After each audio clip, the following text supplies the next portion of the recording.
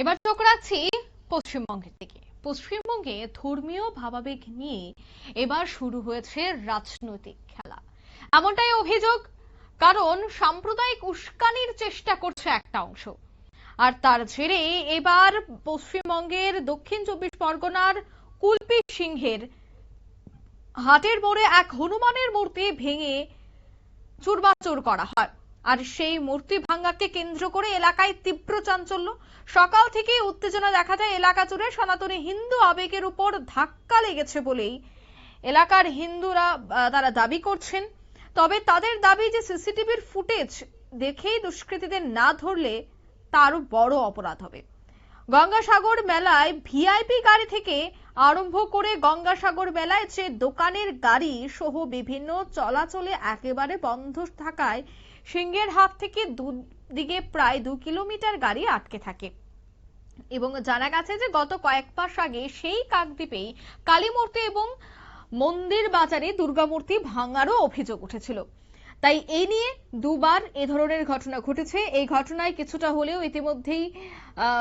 রীতিমতো এলাকা জুড়ে অশান্তি ছড়িয়েছে। তবে কি বলছেন সংশ্লিষ্টরা শোনাবো একবার। আগামীকাল জানেন, গতকাল আমাদের বজরংবলী মূর্তি কোন জেহাদিরা দুষ্কৃতীরা তারা ভেঙে দিয়ে মুন্ডুয়া দিয়ে ভেঙে নিয়ে চলে গেছে। ভালো করে ভাবুন যে আজকের কিছু দিনে মাদ্রাসা আছে, মসজিদ আছে, তারা সব সুরক্ষিত, তারা সবাই সুরক্ষিত। মূর্তি দিকে দিকে কেন ভাঙা হচ্ছে? তাহলে পুলিশ প্রশাসন কি করছিল? পুলিশ প্রশাসনের কি একটা দায়বদ্ধতা থাকে না?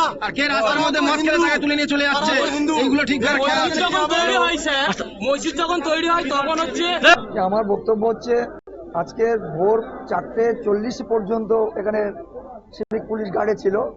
ওরা জিও ট্যাগ লোকেশন পাঠিয়েছে, এখানে মূর্তি ঠিক ছিল। তারপরে এটা ঘটে গেছে। আমরা পুলিশ প্রশাসন সবাই আছে এখানে উপস্থিত, সবাই মিলে চেষ্টা করছে। এখানে মোড়ে চতুর্দিকে সব আমাদের ক্যামেরা রাখা আছে, ক্যামেরার মাধ্যমে দেখা হচ্ছে কারা এটা করেছে। আমরা পুলিশ প্রশাসনও চেষ্টা করছে, মানে যারা করেছে দোষীদের যথোপযুক্ত যাতে শাস্তি হয়, মানে ধরে আগে চিহ্নিত করা হবে, চিহ্নিত করে যাতে যথোপযুক্ত শাস্তি পায় ব্যবস্থা করা হয়, সেইটাই আমরা চেষ্টা করব। আপনার নামটা বলুন। আমার নাম অনুপ কুমার হালদার। আপনারা শুনলেন তাদের এই অভিযোগ, অর্থাৎ প্রতিবাদে স্থানীয়রা কিন্তু সেখানে ভিড় জমিয়েছে। হনুমান মূর্তি ভাঙ্গাকে কেন্দ্র করে তীব্র উত্তেজনা। তবে কে বা কারা এই হনুমান মূর্তি ভাঙলো, এর পেছনে কারা যুক্ত রয়েছে এবং সামনে রয়েছে পশ্চিমবঙ্গে ভোট, সবটা মিলিয়ে কিন্তু উত্তেজনার পারদ চড়তে শুরু করেছে।